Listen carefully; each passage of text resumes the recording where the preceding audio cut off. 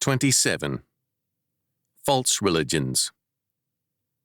Chalcedon Position Paper, number 69, December 1985. The writer Michael Hamburger, in his poems, Weather and Season, 1963, declares at one point, surveying the seeming meaninglessness as well as the evils in the world, amid such omens, how dare we live? In another poem, he says, how mind abhors the circle. Let there be laws. Countless other writers in varying ways give witness to the need for a governing religious faith to provide meaning to life. The critical problem is, which religion? Fallen man, left to himself, recognizes the need for order and meaning. He knows that a religion, a faith for living, is a necessity. Because of his fallen nature, however, man creates religions in his own image, in terms of his revolt against God and his desire to redefine justice in terms of his own will. As a result, the world is full of false religions. Apart from the supernatural grace of God, man cannot know true religion. He will only reproduce and refine the false religion of the fall, his desire to be his own God, knowing or determining good and evil, right and wrong, and establishing all law for himself. Genesis chapter 3, verse 5. The problem is further complicated by the fact that, as converted men, we often carry unconverted areas of thinking into our lives in Christ. The theme song of many seems to be, partially converted, Lord, I am thine. Heal and make me partially thine. Too many want all that Christ can give, together with all that they want. False religions are served by this fact. We cannot say, Thy will be done, O Lord, except when I want mine. In many churches, too, it can be said that every heart is converted, but very few pocketbooks are. Ask any pastor. In brief, people want religion, and they want salvation on their terms. We can view religion as our life support system, or as the way to glorify God and to serve and enjoy Him forever. Prominent among the false religions of history is politics. Now, civil government is a biblical concern and an area of ministry. Paul declares that all rulers are primarily and essentially ministers or deacons of God. Romans chapter 13, verse 4. Civil government is a ministry of justice and an important area of Christian service. The problem arises when men see the state as the way to social salvation. The messianic state then begins to claim jurisdiction over every area of life and thought as the legitimate lawmaker and saviour thereof. The modern state everywhere seeks this totalitarian and humanistic goal, and the result is an accelerating tyranny. In church and state cases, I am increasingly hearing judges insist that no religious freedom is at stake, merely a question of compliance or non-compliance with an act of the state, a regulation, or a law. The premise of the state as justice is also increasingly prominent. The state has, at times, been just, but history gives us more evidences of statist injustice. Liberals and radicals see the answer to current inequities as more power to the state, and this solution is powerfully furthered by most of the media. The statist solution is seen as morally correct, so that all who challenge the growth of statist power are somehow insensitive and morally wrong. In the minds of many, a link is being forged between true morality and the increasing powers of the state. Is the alternative the solution? Was Jefferson right in declaring that the best government is the least government? Given the growing and oppressive powers of the state, it is tempting to think so. Without all the oppressive regulating and taxing agencies, how much easier our lives would be. Or would they? I once lived for some years in an area of very minimal state policing powers, and the results were fearful. The more sinful man is, the more dangerous he is, with statism or without statism. Statism is a false religion which sees the state as God walking in earth. But to see a limited state as the answer is to forget that sin comes essentially from man, not primarily from the state. The old proverb is true. You can't make a good omelette with bad eggs. Whether you have a big omelette or a small omelette, the power state or a very limited state, bad eggs are bad eggs, and bad men are bad men. It is false religion to believe that a rearrangement of the state apparatus will give us better men. This is definitely not to say that it is irrelevant what kind of civil government we should have. It would be morally wrong, too, for us to say that civil government is not an area of Christian concern and calling. Rather, just as our place is under God and His law, so too is the place of civil government. Politics is not the means to salvation, but an area where the godly can exercise dominion under God. Another false religion of our time is economics. There are all too many who believe in economic solutions to the world's problems. This is not to deny that many of our problems are in the sphere of economics.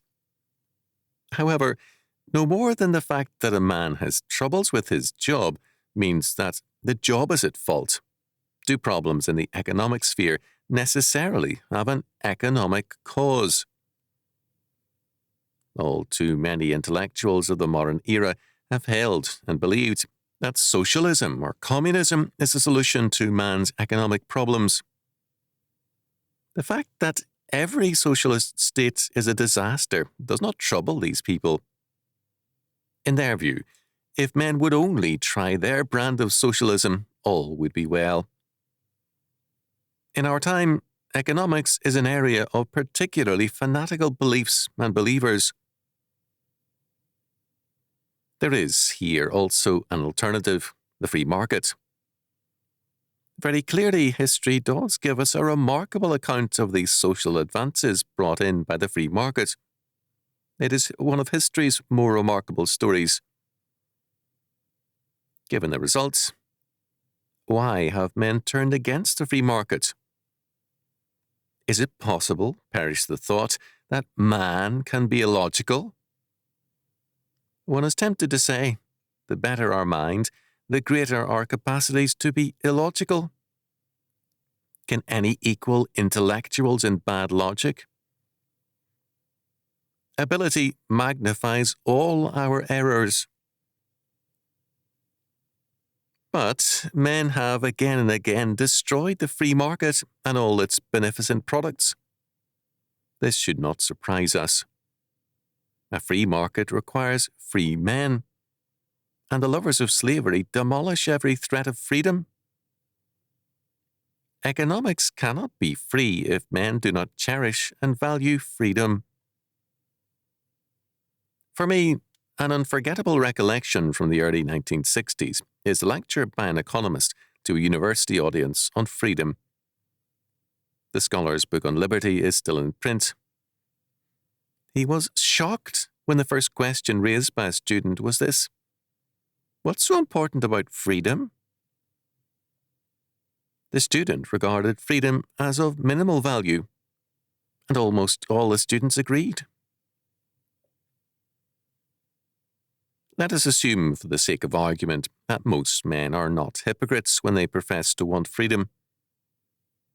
Freedom, like religion, is more than a matter of verbal profession. It is a characteristic of our lives. Freedom does not stand alone. It goes hand in hand with other things such as responsibility, the courage to face risks, and more. The riskless life is a slave life, and the welfare state is a slave state. A slave people will create a slave state, and no free market will be other than destroyed by them. Thus, economics, like politics, can become a false religion if we believe that economic arrangements can create the good society. Here, as in every other sphere, there is a right and a wrong economically, but the success of good economics depends on good men. Christians, as free men in Christ, have a calling in economics, but it is an area for dominion, not a means to salvation. A good society begins with men in a good relationship to Jesus Christ, who then, in terms of the Lord, exercise dominion in every sphere. To neglect economics is deadly dangerous. To expect from it what only God can supply is a sin. Moreover, we can add that the church is no more the exclusive sphere of religion than are politics and economics. The primary locale of religion is in the life of man.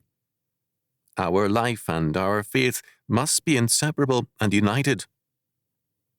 Our faith must be more than what we believe. It must also be what we live. Neither politics nor economics have given us nor can give us world peace. Bad eggs never make good omelettes, and at the heart of our world's problems is the fallen heart of man. Another false religion is modern education. Here, too, we encounter amazing fanaticism. Many hold that the solution to the world's problems is education. Are there sexual problems among youths? Education has the answer, we are told, and the result is sex education. Really now, the subject of sex deserves better than what status schools are doing with it. This is no laughing matter, say the experts, so they're turning it into a crying matter. Is crime increasing? We need to spend more money on education, and then we can solve the problem. Education has, for many, become the great way of salvation for man and society. Going back to basic education is surely good, but not of itself. Phonics will again teach children to read, but is a barbarian who reads any the less a barbarian? Knowledge is clearly good, but has knowledge made our professors any better than the rest of the population? Do professors have a lower percentage of moral and mental problems than do farmers? We cannot neglect education, and the works of a liberal, Jonathan Kozol, have given us a telling report and analysis on how bad our schools really are. But education per se is not a way of salvation. It is a marvelous tool for faith in living when governed by a sound premise, but it can be, and commonly is, a false religion. Certainly for Horace Mann and his associates it was a religion, and a messianic one. Mann expected public schools to create a better man and a better world. He was confident, with all the confidence of those early New England Unitarians, that his kind of school would eliminate crime and, in time, save the world. We live in the shambles of the world created by the Horace Manns of the past 2 centuries, and it is not a very pleasant prospect. Clearly, education has often been, and still is, a false religion. There are so many kinds of false religions, more than we can take the space to discuss, but we should mention art. Many are convinced that art will civilize and elevate man, and in many cities, the arts have become the new religion for many prominent women. How eagerly they work to make the world a better place to live in with their sponsorship of the arts. I once heard a woman speak of the ghetto classes in painting and dancing she and others were sponsoring. She was sure it would create better children and bring culture to the ghetto. Well, some children were no doubt entertained, and perhaps an occasional child found a calling, but cultural activities become false religions when we seek to transform society through them. False religions all expect more of man than man can ever give. They are men at work, and their works manifest their limitations and their sin. The meaning of true religion comes out clearly in the last question and answer of the Heidelberg Catechism. What is the meaning of the word Amen? Amen means, "So shall it truly and surely be, for my prayer is much more certainly heard of God than I feel in my heart that I desire these things of Him." How intensely we sometimes desire and pray for certain things. Yet we are told that God's hearing our prayers and His concern for us far, far exceeds any desires on our part. Jesus Christ is God's assurance of that fact. In true religion, more power and wisdom are always at work in us and around us than we can ever fathom or imagine